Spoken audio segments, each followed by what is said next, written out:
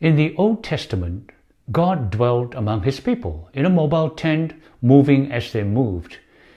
When King David expressed his desire to build a permanent temple for God, God's response through the prophet Nathan was very clear.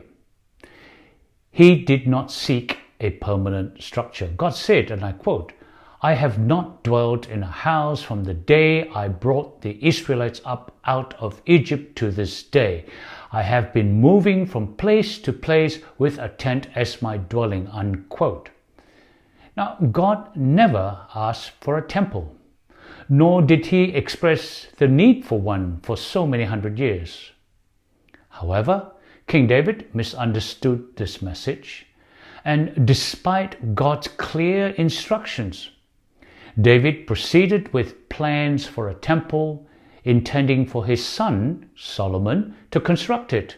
Now, David even initiated plans for his son, who relying on slave labor and high taxes to ensure its completion. Now, this significantly misunderstood God's will, and it led to the eventual division of the nation of Israel after Solomon's death.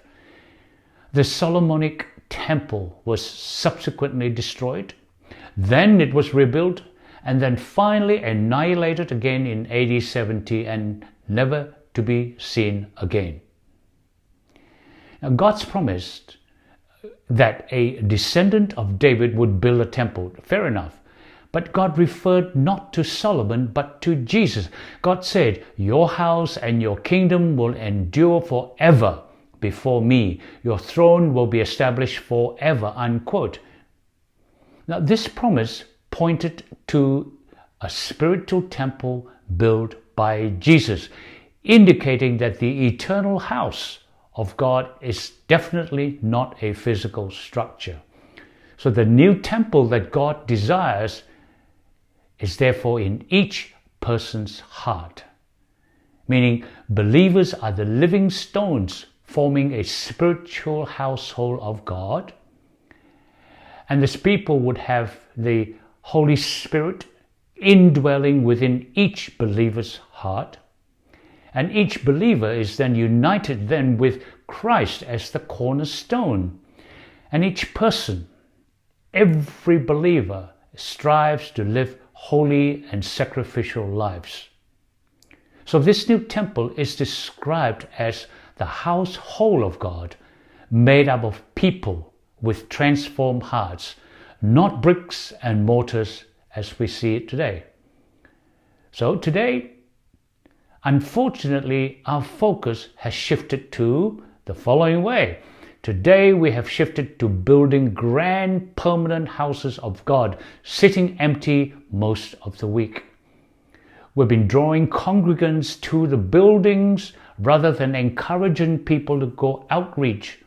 We've been hosting events and programs geared towards entertainment, appealing to emotions rather than the spiritual edification of the members of the church.